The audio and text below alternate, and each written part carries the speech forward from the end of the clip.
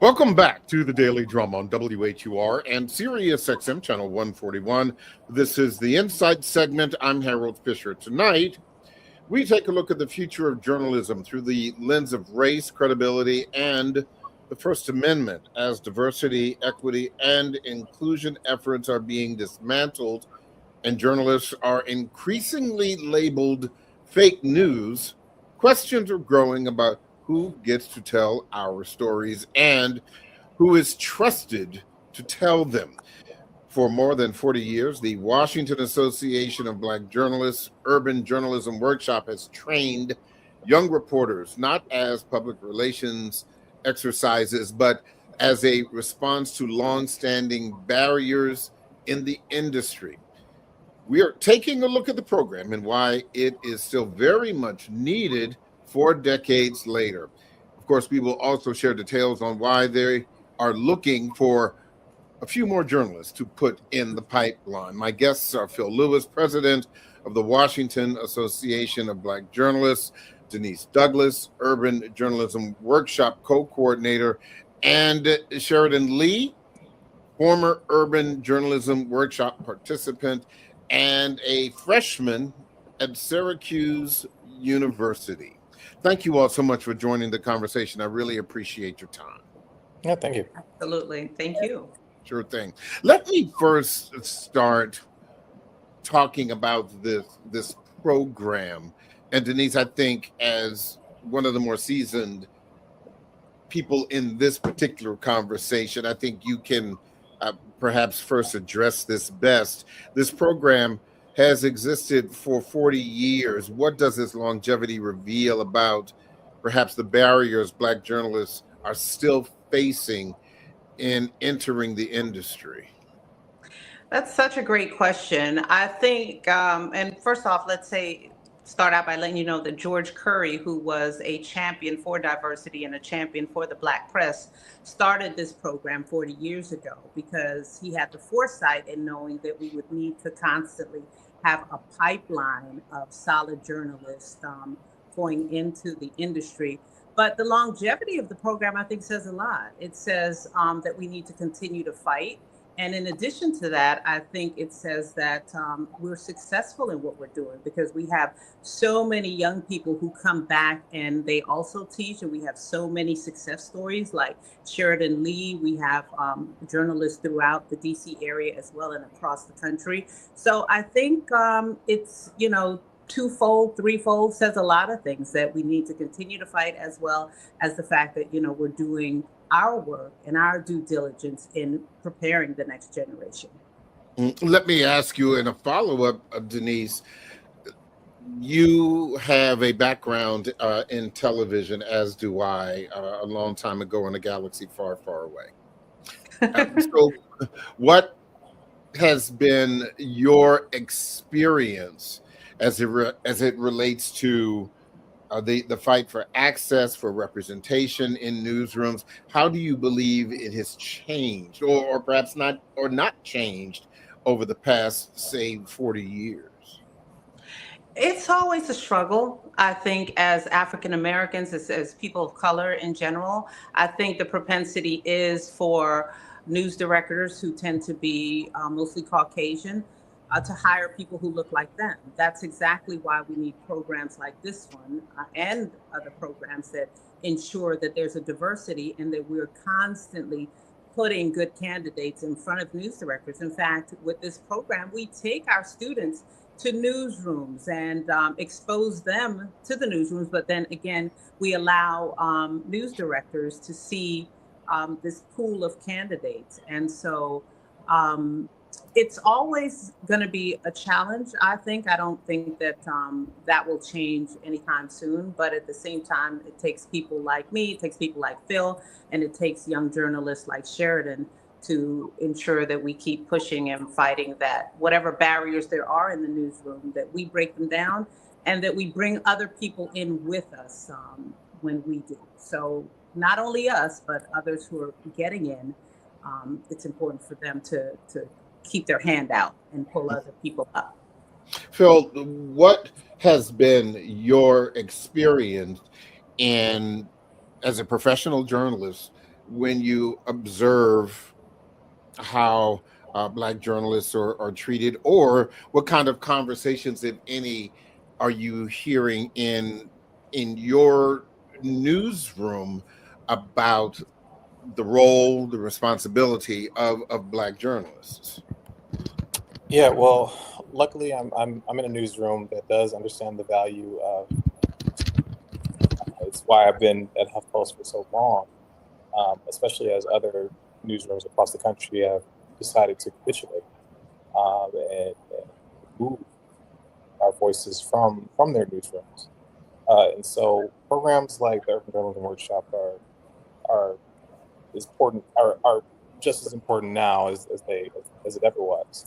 And the conversation that I have as president of WFJ in particular is constantly talking with members who are like, hey, I'm having this issue in my newsroom about why this story I feel is important. How do I talk to my editor? How do I make this editor understand that this is an important story for us to cover? Mm-hmm.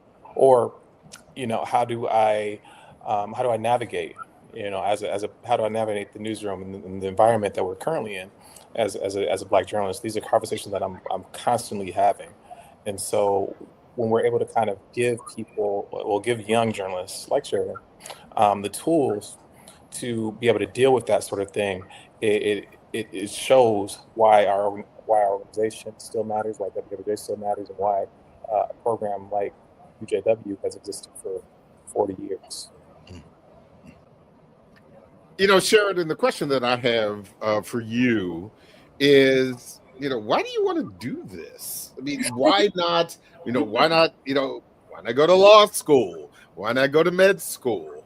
Why do you want to enter into this pit of vipers, as it were? Yes, it's funny that you say that, because I feel like in the Urban Journalism Workshop program, mentors were very honest about what the career of journalism is like, and they told us some of the amazing parts of it, but they were also very honest about the not so glamorous parts of it. So 4 years participating in the program, kind of maybe like, why do I still want to do journalism? But honestly, for me, I feel like I really enjoy the in-depth research that goes into journalism. I enjoy talking to people. I enjoy researching for stories. That's why I continue to do it. Actually, for law school, I do plan to go to law school after undergrad, but maybe to partner with my journalism experience and be a legal correspondent, or also maybe work in the behind the scenes media business aspect of things. So I feel like law school for me is one of those things that would add to my experience in the career of journalism. But I feel right now that journalism is very much a needed aspect of society that, like the Urban Journalism Workshop has, we continue to pour into students like myself, but also now that I'm on the other side of things, I told Miss Denise and Mr. Phil both that I want to be able to continue to pour into the coming students as well. So I feel like it's important to keep that alive. You said you feel that it was a needed aspect of society. Why? Well, everybody needs to stay informed of what's going on. And I know the media is sometimes a little daunting, and sometimes you have to spit out just to, keep peace of mind, understand that. But the reason why journalism, I believe, is important is because it keeps everything fact-based. And that's what people need to hear when they're making their daily decisions. There's that word, that four-letter word, fact. It has evolved considerably, Denise, particularly one should say over the past 10 years or so, from hashtag facts to real facts to alternative facts. With that in mind, how do you believe that you can prepare young journalists to work in an environment where the press is routinely labeled as fake news? Well, we have an entire class, an entire session that teaches them about media literacy, about fact checking, and so forth and so on. We tell them as part of that training to check different sources, to keep asking, to keep being curious about the information. Don't just have one interview and say, hey, this is a fact or these are the facts, but to go beyond that, have three sources at least. And then even with that, if there's something that doesn't seem correct or doesn't seem like it fits into your story, continue. But that's a very important part of what we teach because of the environment we're in, where people take their information from social media and turn that into facts, or they just make up things to suit whatever the message is that they're giving. So we definitely focus in a lot on that because we want young people to understand that social media isn't the end all of the information. You can glean information from that and then take it and continue to research, as Sheridan mentioned, and so forth and so on. But that's a part of it, not all that you need to rely on. You need to be very curious, very critical in your thinking about the information that you are collecting. Phil, I did want to talk briefly about WABJ's Urban Journalism Workshop, because it's my understanding that you are still accepting applicants. Who are you looking for? Who would be considered a qualified young person to participate, and how might they apply? Yes, so UJW is it's an annual program held by the Washington Association of Black Journalists. We accept all backgrounds. So, I mean, we've had students coming in from as far as the Eastern Shore to participate in the program. And that just goes to show, like, we have parents who are really invested, just as we are. I mean, we welcome all high school students, and for the first time this year, we're accepting first-year college students as well. So regardless of identity background, the program is free. So I repeat that the program is free for everyone to apply. The main thing that I would say is most important is making sure that you submit all of our requirements. So we require an application. We require a responses to three prompts that we have, and we also require 2 letters of recommendation. So we're pretty strict on that, because, as you know, if you miss a deadline or if you are missing something from your story, you get the axe. So we're pretty strict on that. So you can find the application on whjdc.org. It's right on our front page, the application. whjdc.org. Correct. Yeah. When's the deadline? The deadline is January 23rd. 23rd. How long is the program? The program runs from about early March to late April at American University's School of Communications. They've been a longtime partner of ours. It's about 8 Saturdays. It runs generally in the morning from about 9 to 1. That's right, Green? And from your perspective, Denise, as co-coordinator, what do you believe is at least one of the most important things that young people will take from the program? Well, at the end of the program, they get to do a newscast, and then some write digital stories. So it depends on what area they're most interested in. I think they take away a different perspective about what news is. And I think they also get to take away with them lifelong friendships and mentorships. Because, as you can see, we keep in touch with Sheridan and we keep in touch with many other students. And in the journalism business, a big part of it is networking and getting to know people and understanding the lay of the land. So those are 2 huge things. Just what is journalism really all about, and who can give me a better understanding, who can I connect with constantly to guide and to show me what is best and a good direction to go in. There's one other key note that they get to take away: scholarships. Scholarships as well. Sheridan's a scholarship recipient of ours. So we have several scholarships that we provide for students, granted that they complete the program, that they are standout participants. That Always good to take away a little money, right? yes, For school. yes, a few college coins. Yes. Always important. Listen, I'm going to take a break, but don't forget you can hear this and every edition of the Daily Drum Insight segment via podcast on WHUR.com. The original Quiet Storm with Raheem Devon is coming up next on WHUR-FM. This conversation continues on Sirius XM, channel 141 and 96.3 HD2 in just a few seconds. Welcome back to the Daily Drum on Sirius XM channel 141. I'm Harold Fisher. We continue our conversation about the future of journalism. My guests are Phil Lewis, president of the Washington Association of Black Journalists, Denise Douglas, urban journalism workshop coordinator, and Sheridan Lee, former urban journalism workshop participant and a freshman at Syracuse University. Let me ask you this, Sheridan. Talk to me about your experience in the workshop. When were you a participant? What did you get out of it? Was it everything you expected? What did you learn? All of that good stuff.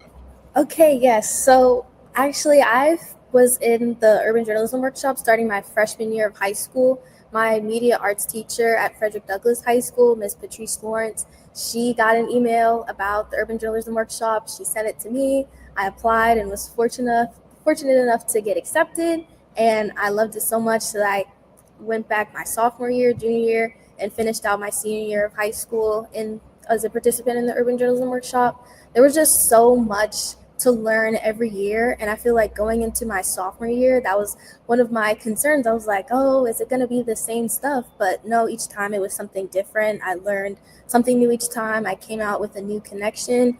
Also reported different stories every time, which I really appreciated. A lot of the stories that I reported on the first year had to do with Ukraine and Russia. It was just as the war started to break out. So it was really interesting getting to work on a digital story at that time.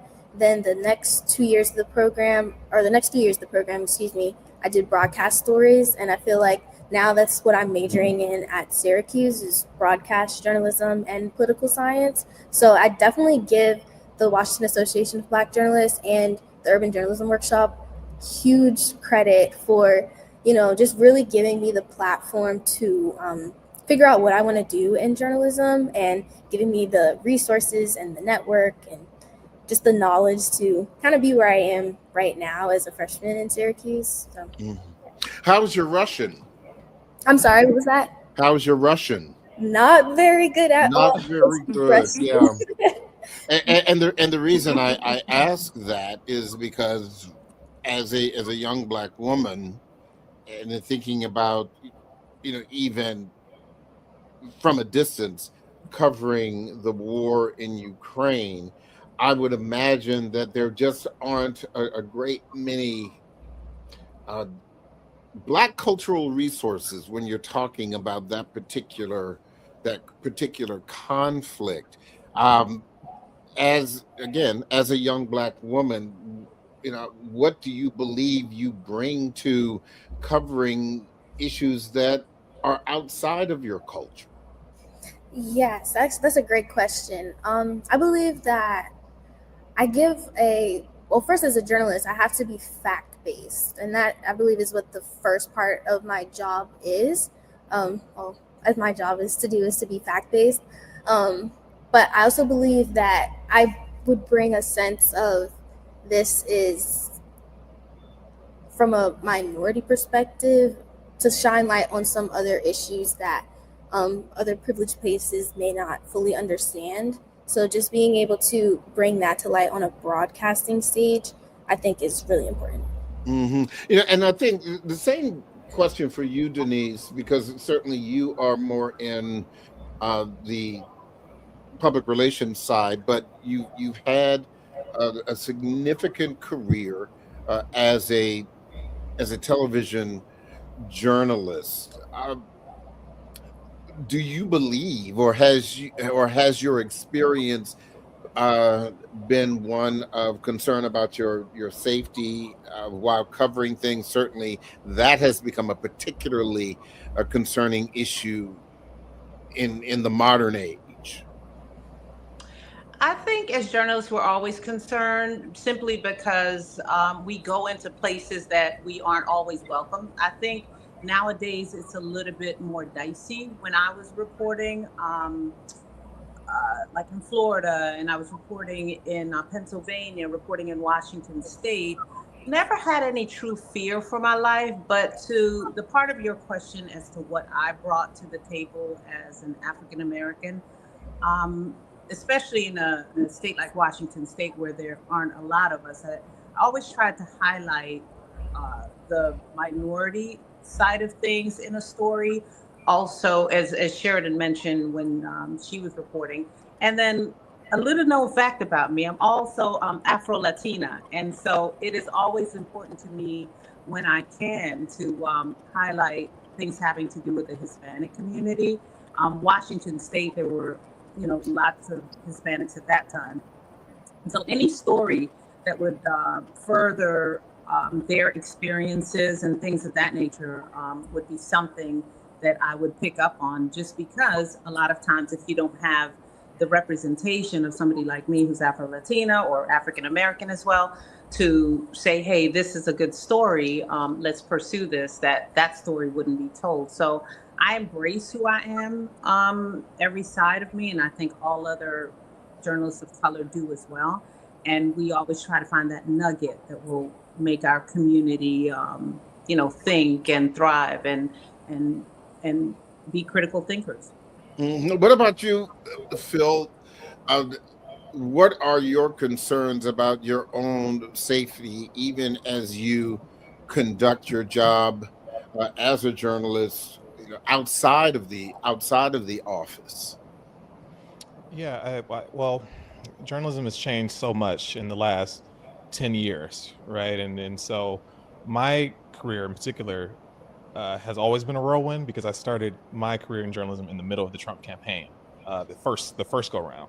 So I have never not known a moment where we've had to be concerned about the rise of the, I guess we'll say, the rise of Trumpism.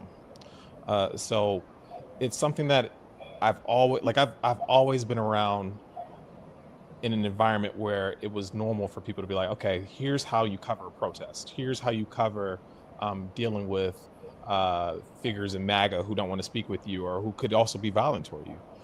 So that is how I came up in this industry. So it's something that I've always had to think about, and that's also something that we've been trying to figure out how to include in UJW, because this is now, for better or for worse, our norm for journalism. And so we have to make sure that the lesson that we're learning as mid-career journalists like myself, that we are imparting the lessons that we're learning onto the next generation of journalists. So when I think about safety, I'm thinking like, okay, how do I help young journalists understand the next kind of like the next wave of Trumpism, because or not even of Trumpism, because we're moving in a place now where there are infiltrated, I guess, American society that journalists should be aware of.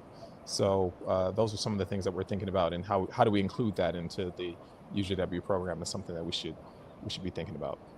Well, one of the things, and I agree, whether you're talking about political violence, which is, well, I think that political violence or even to a lesser degree, severe criticism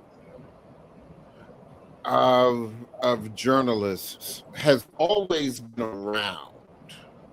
And my first observing of that was as a child, when I was reading the Washington Post and beginning to observe the kinds of attacks that we saw with the Nixon administration against the Washington Post, more specifically Woodward and Bernstein. Certainly there were other attacks against journalism, where you were speaking about the publications of the Pentagon Papers and and the like.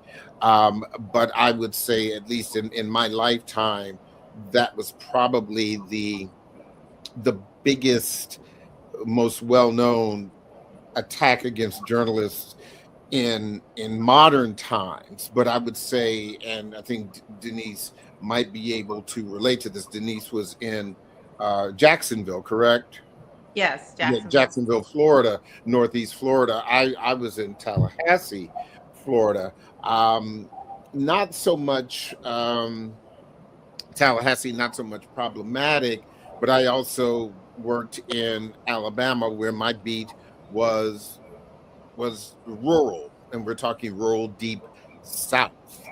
Okay, not only in North Alabama, but in southern Tennessee, and I would say, for example, Sheridan is a prime example. But she is from Prince George's County, Maryland, which is a suburb of one of the biggest urban areas. And correct me if I'm wrong, but a great many of our young Black budding journalists, they come from urban areas. This is called an urban workshop. But the reality is that for many of them, starting out, they do not start out in urban areas.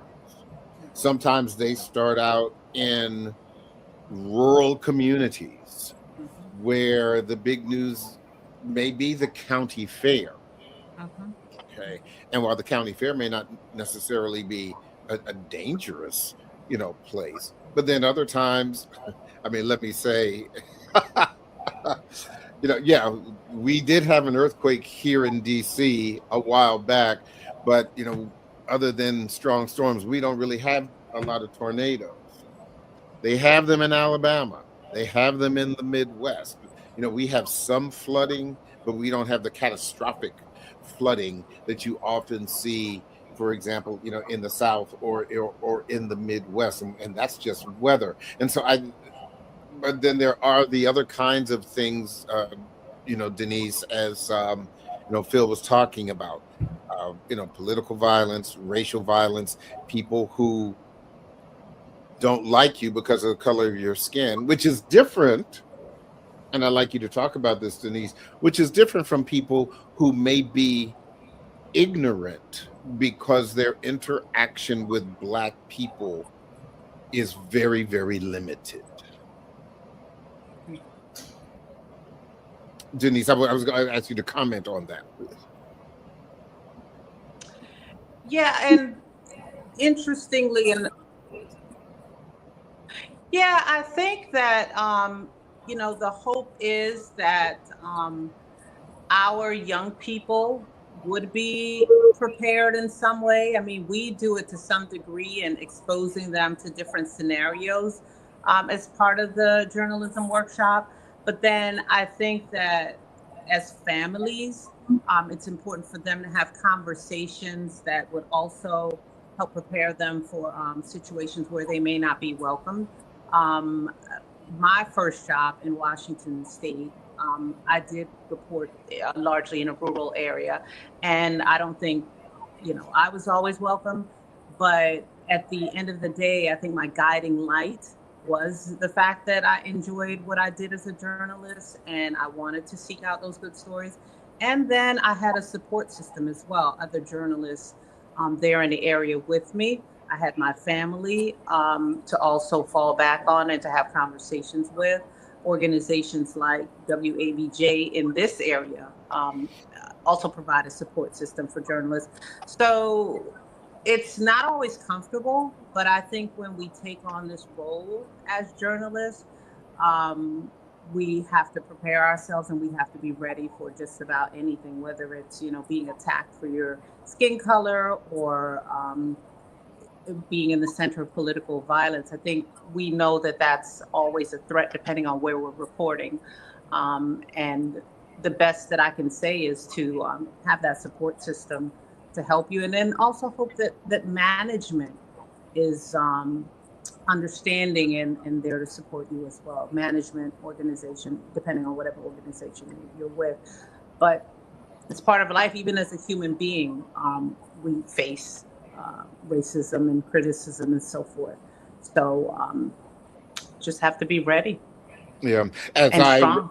as I remember saying to my news director when I was an anchor in Alabama, and he was a white guy who was pearl clutching at some of the um, voicemail that I received after first ending up um, on at the anchor desk, Mhm. and he spoke about being uncomfortable, and I remember saying, and this again was a long time ago, I said, well, being uncomfortable is part of being black in America.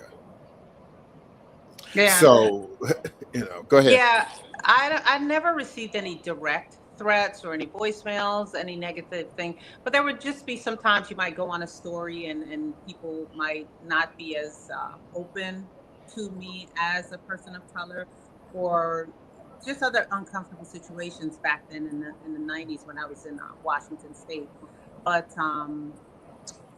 as people, I think we were just we know that these are things that we're going to face as African Americans.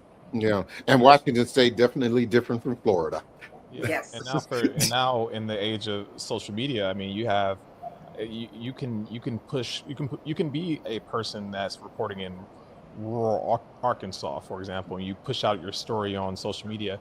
Suddenly, social media has made it so that everybody in the world can have a comment on your story, right? Or if you're a black journalist reporting on maybe your small community, there might be something happening in your community that now, because of social media and because of how linked we are on social media, you can have you can have hundreds of thousands of messages. For myself, that is the norm. Like whenever I post something, I know that I'm going to receive any type of messages, and that's just the norm, and so that's one thing that's really, it's quite different from I guess we'll say the journalism of yesteryear. Hmm. That's something that we should try to think about, and that we want to try to figure out how to protect our students, our students from that sort of thing, or at least figure out how to deal with it. Yeah, and to that point, when we talked about or mentioned early in this conversation about the dismantling of DEI, and Phil, you said you work in a newsroom that is very aware of the importance of diversity, and not just race, obviously, Right. but as it relates to gender and different perspectives and the like, and certainly you are more than qualified to hold the position that you have. And yet, when you think about this dismantling of DEI, what kind of goes through your mind as you said, a mid-profession journalist?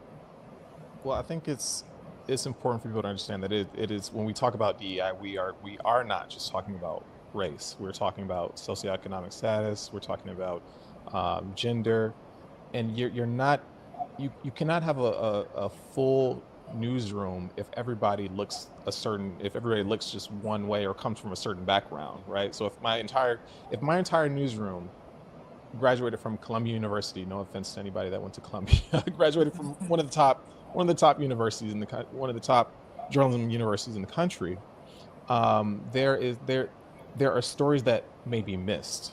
There are stories that they may miss from somebody like myself. Went to state school from Detroit. I have a different vantage point than other people, and we all are necessary in a newsroom to tell the full story of America. And so that's what I want people to maybe understand about why I guess DEI is just important in the broader scheme and the broader landscape, especially with news, because we do ourselves a disservice when we don't tell the full stories of what's going on, and when we lose journalists, and especially black journalists of color from all sorts of backgrounds from the newsroom, our newsrooms are less because of it. We lose out on amazing stories because we're losing those people who can tell those stories. Yeah, and which brings me to my next question for, Sheridan, because again, you said you come from Prince George's County. I raised in Prince George's County, and Prince George's County has and still does present a unique a unique landscape to be raised in, Absolutely. because unlike other parts of the country, and we certainly, I know I have certainly seen it, Prince George's County is very, very diverse, not only racially, economically, um, the kinds of things, good and bad, that the county can help to build character has been very, very helpful to me in my career. And so, for you, Sheridan, even as you are, a freshman at it's Newhouse, correct? Newhouse School of Communications. Yeah, again, one of the great communication schools. What kinds of conversations, or what are you already beginning to learn there, that may have surprised you as you begin this journalism education?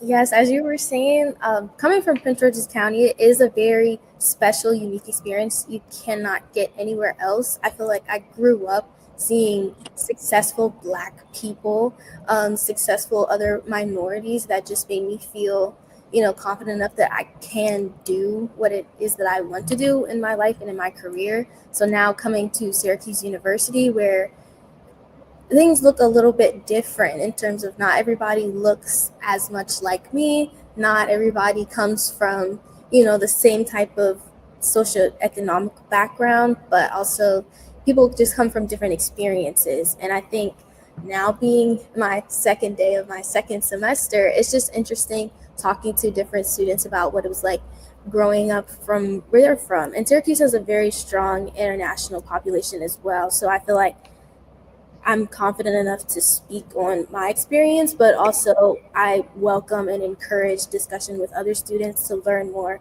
about what their hometowns are like, what kind of journalism training they received, how it's different from what I learned maybe in UJW or in high school, and whatever they learned in their student newspapers and things like that. So just seeing a different perspective of journalism, but also just student culture is one of the best things that I've seen since I've been here. Denise, what do you hope that these young people in the program, in the urban journalism workshop, take away from the experience? I hope they all become like Sheridan. She has done such an amazing job, and she is our shining example. We have another student named Savannah Grooms that has also been shining, doing wonderful things in the community and with her career. But, they just walk away with a renewed sense of hope. They walk away with an understanding of what they need to do as journalists to be able to be critical thinkers. I know I've said that quite a number of times, but based on the society that we're in, they don't just need to take in information and regurgitate it, but also, that we ignite their passion for this craft, and that they go out and just make us proud, like Sheridan and Savannah and Gavin and all these wonderful students. Let me stop naming because, surely I will miss some, and, they'll start throwing things at me. But they've done a wonderful job, and I'm so proud of them. Yeah. And I think finally the same thing from you, Phil. When we look at hopefully the next 40 years of this program, how do you hope that it will evolve and enrich those young people who are coming through the program? Yeah, well, I just hope that the program gets just bigger and better. I mean, through 40 years, it's evolved so much. I mean, when we get so many applications. We have one student that applied who's currently in Ghana, a student in Ghana. We had to tell them, like, hey, this is a program really for students in DC, but he was just like, I really want to apply. So that reach now, I mean, that sort of reach would have been maybe unthinkable 20 years ago or 25 years ago. So the program is reaching people worldwide now, which I think is really awesome. But for the most part, we just want to make sure that we are providing students with the ability to become journalists and push them into even if they don't become journalists, making sure that they become effective communicators and people that they meet, because you cannot be a very strong adult without being able to communicate. And so that's what this UJW program is for. Even if you don't become a journalist or anything like that, we have a lot of folks that have reached out to us and have told us, I didn't go into journalism, and these are past alumni of the program. They would come back and say, hey, I didn't go into journalism, but I really remember that time that we spent in UJW. So that's what we continue to do. We're going to continue to do this work. Sheridan, I'll let you have the last word. Yes. As Mr. Phil was speaking, I was thinking about, I'm in college now, so there's plenty of things that I'm being exposed to, but there have been a couple of times, I'll be honest, where I'm like, maybe switch to PR, maybe switch to advertising, but I do come back to journalism because I do feel really strongly about what the foundation of journalism is, and that is to share untold stories and to share them factually. I think there's a lot that we need from journalism right now, and so I'm happy to be a part of this next generation of upcoming journalists, and I'm happy to continue to support WABJ and the Urban Journalism Workshop and other programs similar. So, yes. Well, Sheridan, it was a pleasure meeting you. The best of luck to you. You are in a good place. And look, I'm sure Denise will tell you, you can start a journalism, and yes, maybe down the road, well down the road, after you've contributed to this great career, that yes, you could go into advertising, you could go in to PR. I would argue that in some way, shape, or form, journalism gives you a front row to both of those. Absolutely. So, Phil, nice to meet you. Denise, always a pleasure. Thank you all so very, very much. Again, the Washington Association of Black Journalists Urban Journalism Program is open right now. The deadline is January 28th. You can find more information 23rd. 23rd. Thank you. I was trying to help you out. What did you say, Sheridan? Facts. There you go. Let's get those facts right. On the January 23rd, WABJDC.org. Thank you all so much. I appreciate it. Thank you so much. Thank you for your time. Thank you. That is the Daily Drum for this Tuesday, January 13th, 2026. I'm Harold Fisher.